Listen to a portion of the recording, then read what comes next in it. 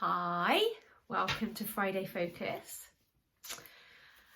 I want you to imagine that your brain is like a toddler, an unsupervised toddler.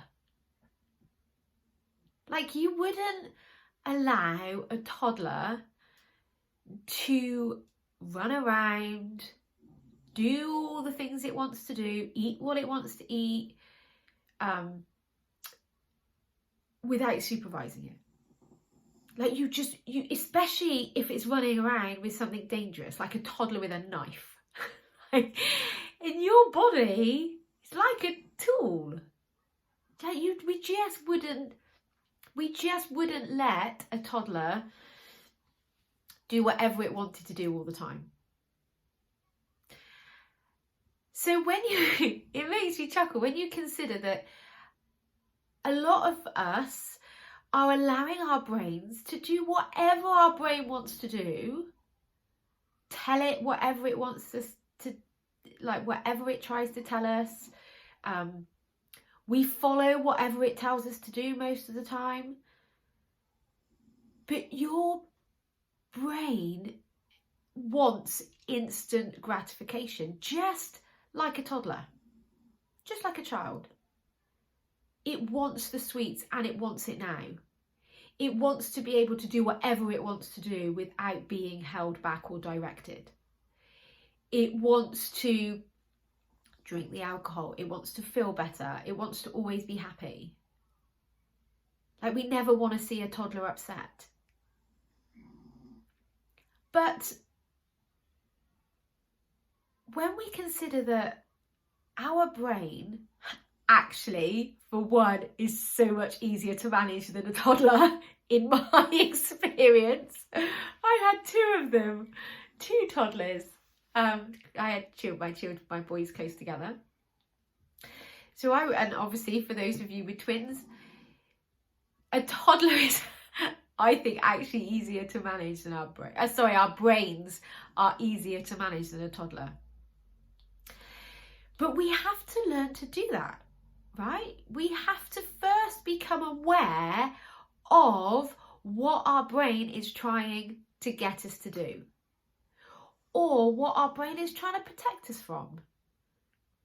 Because we can come at this with compassion for ourselves. We can have compassion for our brain, because you've heard me say before that your primal brain is really old. It quite literally is living back in the caveman days.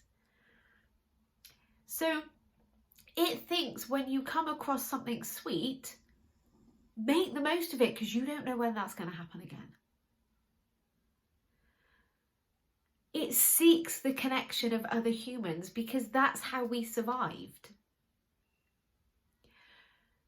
So now in our modern society and in today's world, when we go to the shop and we are surrounded by sweets, or for you it might be alcohol or clothes, or social media, that false connection of social media. Our brain literally thinks we need those things to survive. And it wants the instant gratification. It wants the instant pleasure of eating chocolate. It wants the dopamine hit and it wants to feel that pleasure. But that pleasure is only temporary. Your primal brain doesn't realise that. The toddler doesn't realise that. It wants instant gratification. But we are able, as adult humans, we are able to rationalise and think logically and know that actually, if we ate chocolate every time we saw it, in the shop, in the cupboard, like whenever our brain told us we need that, we would feel sick. We know that the long-term well-being of that isn't good for our body.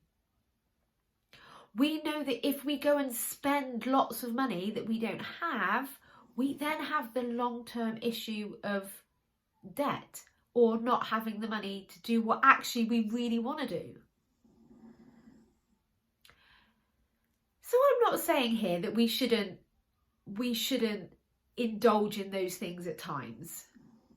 You know, it's not that I'm being anti-sugar. I'm not being the sugar police. I'm not saying that you should never eat chocolate, or you should never have cake, or you should never have dessert.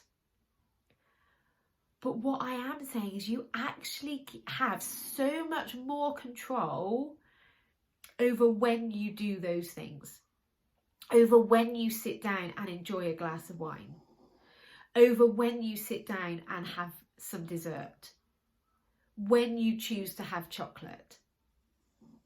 But you get to do it on your terms, not on what the toddler inside of you says, not on that instant gratification. And just because your brain is telling you, when you're stood in the queue at the shop and it sees the chocolate and it's telling you, we want that, you don't actually have to believe it. You get to listen to it. You get to acknowledge that thought, and you get to release that thought without actually buying the chocolate and eating it and then feeling crap.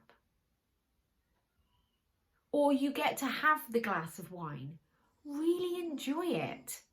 But that doesn't, your brain's then going to want to tell you to have more. Have a second, have a third, have a fourth. Then you're dealing with a hangover the next day.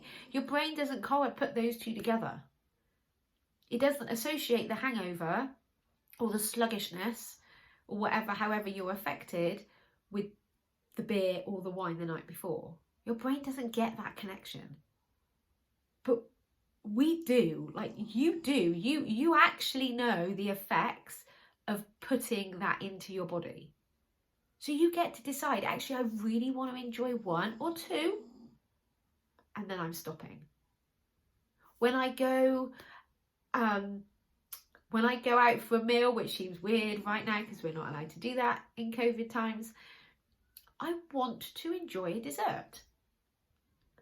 But not because it's going to make me emotionally feel better, just because I want to experience the taste of it. And that's okay. That's brilliant. That's absolutely fine. But you are making that very conscious, very deliberate decision, not being guided by a toddler, unsupervised, in your head. Really makes you chuckle.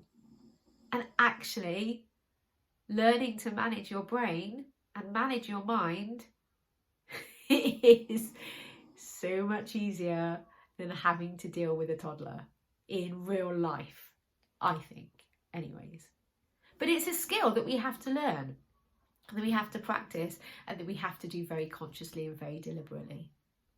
So if you want any help with that practice, if you want any help with setting those conscious, deliberate habits for yourself, then please get in touch with me. I'll give you a link below to my free lesson, which will teach you why you crave all the sugar that you crave, and 3 really simple steps on how to start getting control of those cravings. And it's like 13 minutes, so you have time to watch that, and you don't want to miss it. It's really, that understanding is valuable. And what I always keep forgetting to say with this is, why not like this video and subscribe to my YouTube channel? That way you'll always see anything else that I post. Whenever I post something, you'll get a ping. You can watch it there and then. So have a lovely weekend, or week if you're watching this at the beginning of the week, and I'll speak to you soon. Take care. Bye.